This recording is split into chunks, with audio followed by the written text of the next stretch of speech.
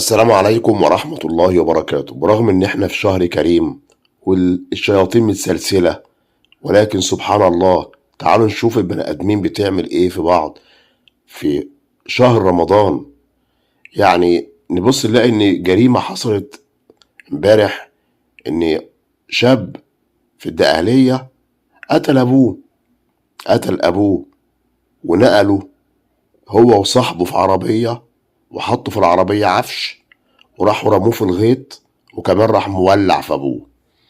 وجريمة تانية، الشاب اللي ولع في نفسه في منطقة الشيخ زايد بعد السحور. أما الجريمة اللي هنتكلم عنها النهاردة، علاقة غير شرعية، الشاب بينهي حياة خطيب أخته بالغربية.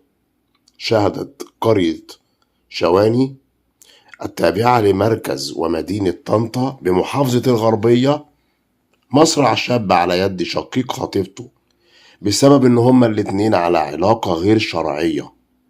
الشاب اللي هو اخوها خرج وراح الشغل زي كل يوم، راح العمل بتاعه، والبنت بتجيب خطيبها البيت.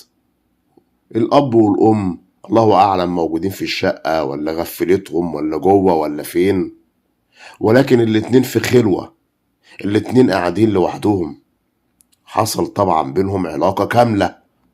الشاب دخل لقى اخته وخطيب اخته الاتنين مع بعض بيمارسوا مع بعض العلاقة غير شرعية.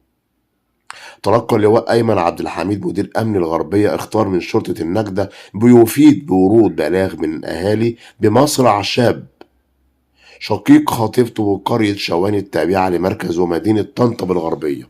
وعلى الفور انتقلت الأجهزة الأمنية وسيارة إسعاف مجهزة إلى محل البلاغ، وتبين من التحريات أن الشاب مصاب بعدة طعنات في البطن وفي الصدر، في البطن والصدر، والسبب وراء القتل نشوب مشاجرة بين المجني عليه وشقيق خطيبته، لأنه دخل لقاهم هما الاتنين ضبطهم في وضع غير شرعي. شوف لما يدخل يلاقي أخته مع خطيبها هما الاتنين عريانين في وضع غير شرعي، بيعملوا قذارة وقلة أدب. هنا طبعا على طول أخوها جاب سكينة وطعنه في بطنه وفي صدره، وعلى الفور بادر المتهم بطعن المجني عليه طعنتين في البطن والصدر، ولفظ الأخير أنفاسه الأخيرة فور وصوله المستشفى، ولم يتمكن الأطباء من إنقاذه. وتم القبض على المتهم والتحفظ على سلاح الجريمة، وحرر محضر بالواقعة وجاري اتخاذ الإجراءات القانونية اللازمة حيال الواقعة. واختار النيابة العامة لمباشرة التحقيقات. طبعا لو واحدة متجوزة ودخل عليها جوزها مرة واحدة ولقاها مع واحد وقتلهم هما الاتنين فجأة، دخل اتفاجئ وقتلهم، مش هياخد فيهم هما الاتنين يوم.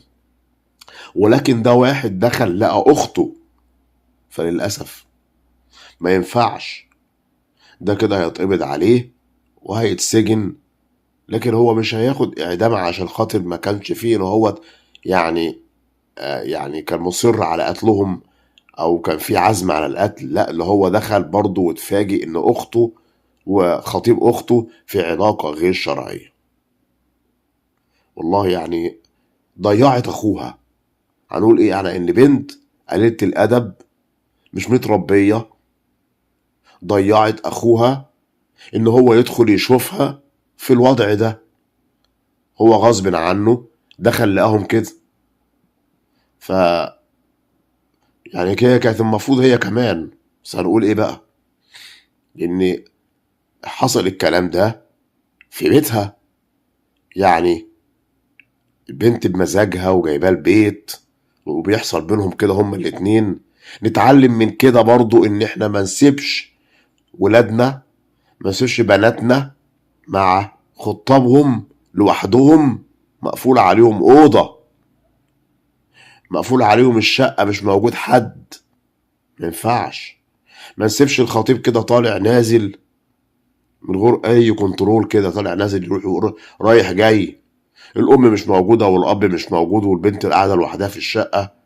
وطبعا لما يكونوا هما الاتنين، والبنت طبعا تكون مش محترمة أو مش مؤدبة، أو البنت عندها استعداد، على طول هيحصل بينهم هما الاتنين والعياذ بالله علاقة.